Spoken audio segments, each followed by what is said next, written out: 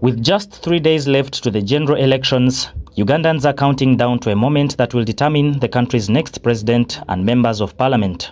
This is a process that has been months in the making, stretching back to the nomination period nearly 3 months ago, when 8 candidates were cleared to contest for the highest office in the land. Since then, the campaign trail has been awash with promises and slogans. Candidates have traversed the country preaching manifestos that range from protecting the gains to calls for a new Uganda, pledges to fix the economy, and assurances of money in our pockets, among many others. We need Uganda as our country. We have no other country apart from Uganda. I can tell you, if it is our country, we must enjoy it to maximum, not a few people enjoying it. Yet as the campaign progressed, it became clear that the political spotlight was unevenly shared. A few candidates, largely from the NRM, NUP, and to a lesser extent the FDC, dominated public attention. For others, the campaign experience has been far less glamorous, often reduced to addressing modest gatherings that barely stretch beyond a few meters.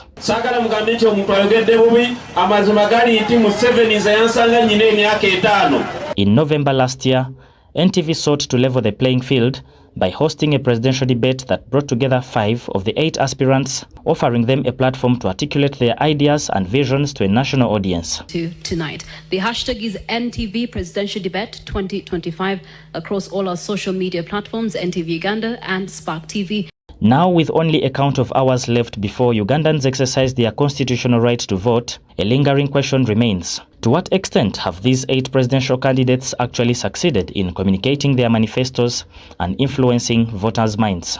To interrogate this question, we spoke to political pundit Dr. Peter Musoke Guchina, a seasoned lawyer and political analyst who has witnessed decades of Uganda's political evolution. To Dr. Guchina, presidential manifestos in Uganda have long lost their meaning, warning that doing the same thing over and over again and expecting different results is the very definition of insanity. 1980 general elections took us into war. President Museveni, as one of the candidates, said that the votes were stolen. The late Paulo Kawanga Semogerere said the votes were stolen.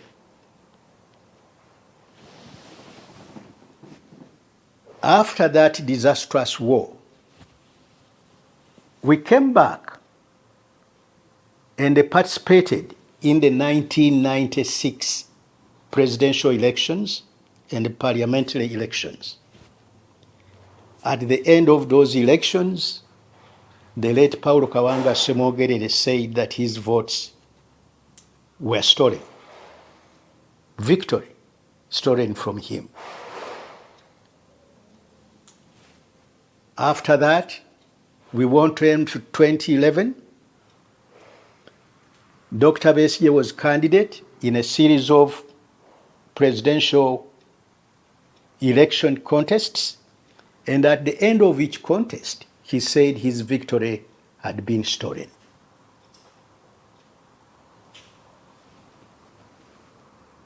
The last election we had, 2021,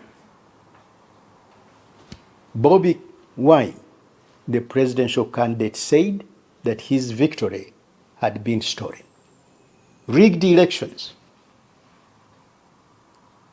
And recently, President Museveni himself says that in fact, more than 2 million votes that he got in the 2021 elections were stolen by NOP. Einstein says, when you repeat the same thing again and again, and you are getting the same results, to continue doing the same means that you need some mental help. While the presence of 8 presidential candidates might on the surface suggest a vibrant democratic appetite for change, Dr. Guchina dismisses this as largely cosmetic. He likens the candidates to grasshoppers trapped in a gun rule bottle, all scrambling for space, but incapable of effecting real transformation. All those presidential candidates you are talking about, and also those over 200 people that went for the forms, they are all grasshoppers in the gun rule bottle. Those grasshoppers cannot in any way help themselves get out of that gun rule bottle. It requires the collective efforts of all Ugandans in order to break that bottle and start the process of self-determination. In other words, actually we are wasting time, because as long as you are grasshoppers in a gun rule bottle, there's not much that you can do for others. But together, we can. That's why I talk about phasing away generals, phasing away gun rule, phasing away state capture.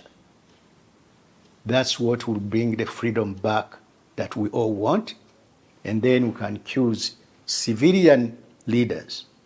For Dr. Guchina, Uganda's challenges extend far beyond the ballot paper. Without fundamental structural reforms, elections will continue to be a facade offering the appearance of a democracy without its substance.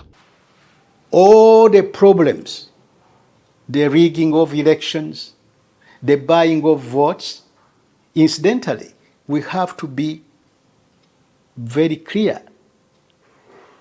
The act of buying votes makes you an enemy of the people of Uganda.